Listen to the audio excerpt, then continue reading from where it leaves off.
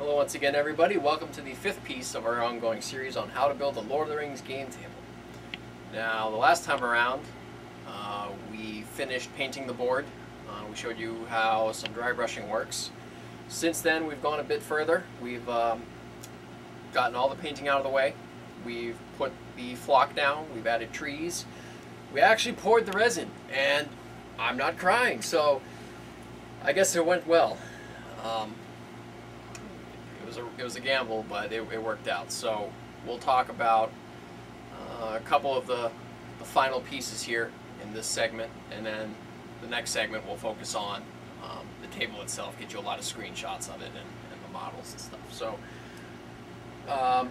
once we had the board painted using our Home Depot matched paints, we focused on the rocks. And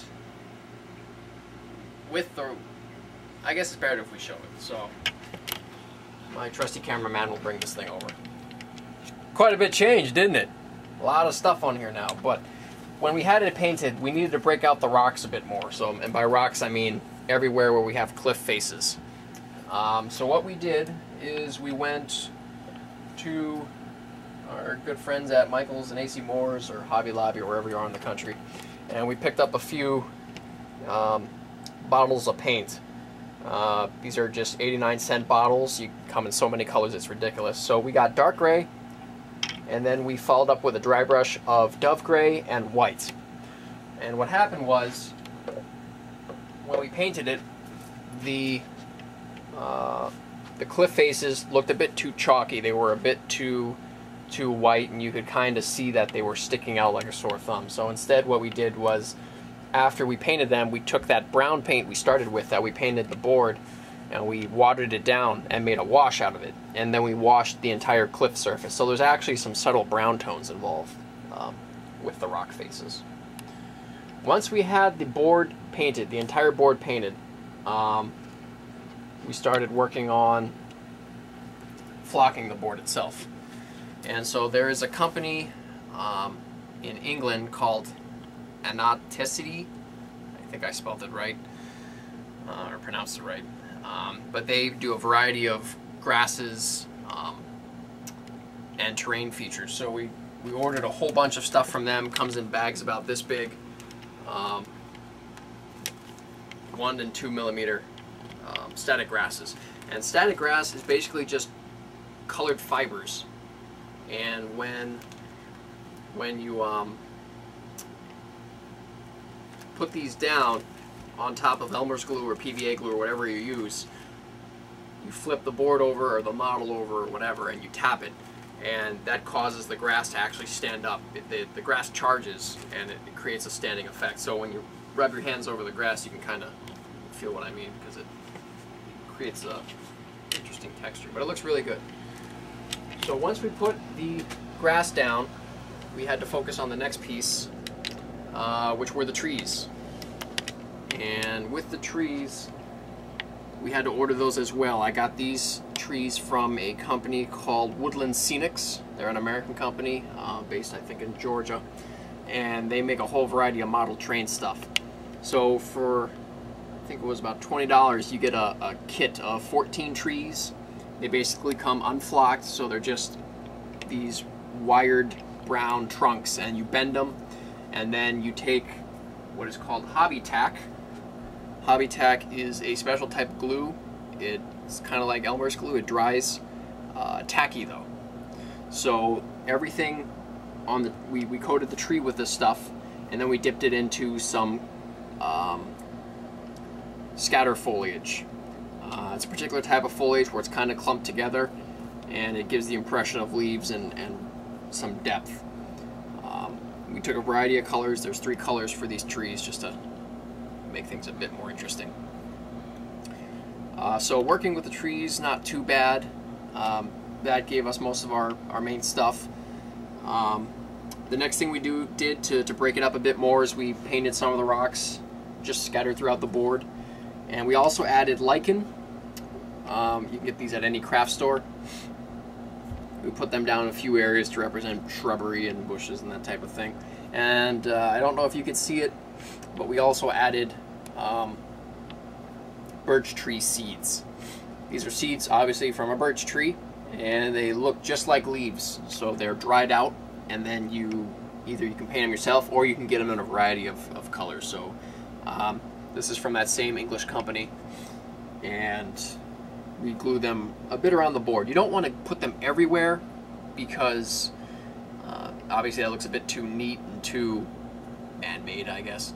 You want to put them where they would clump together naturally in nooks and crannies and things like that.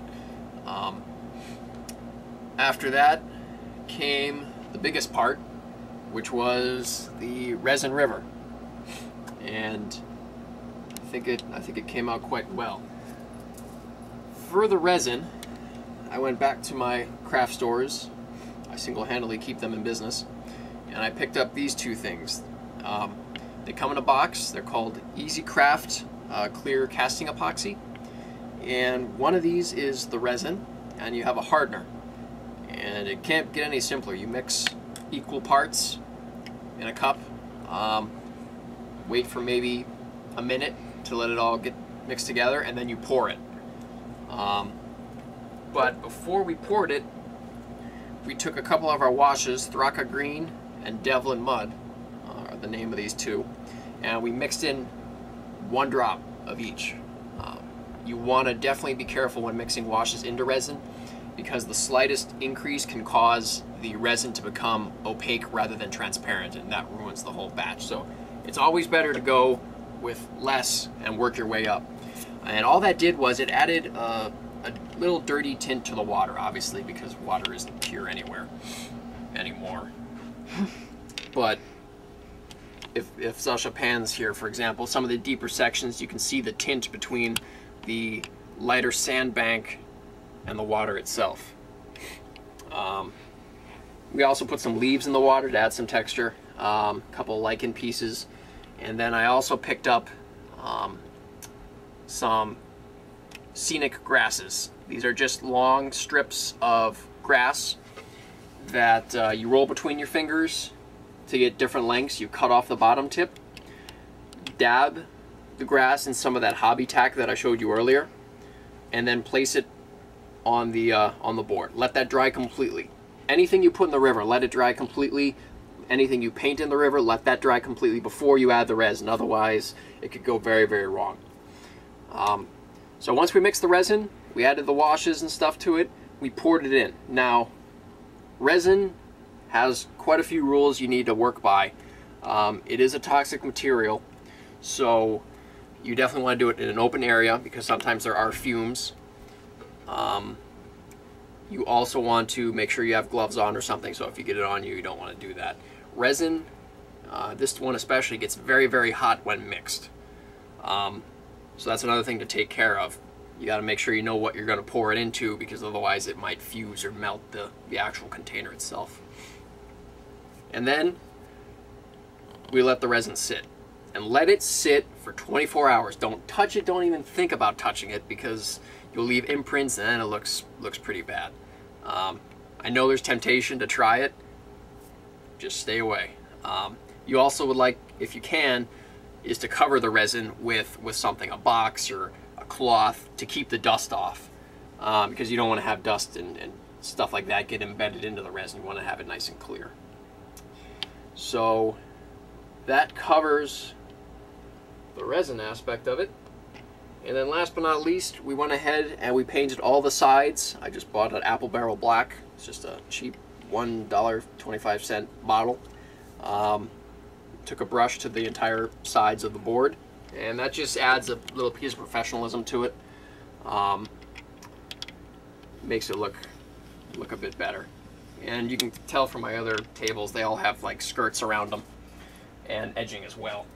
Just makes it look nice, but you can do whatever the hell you want.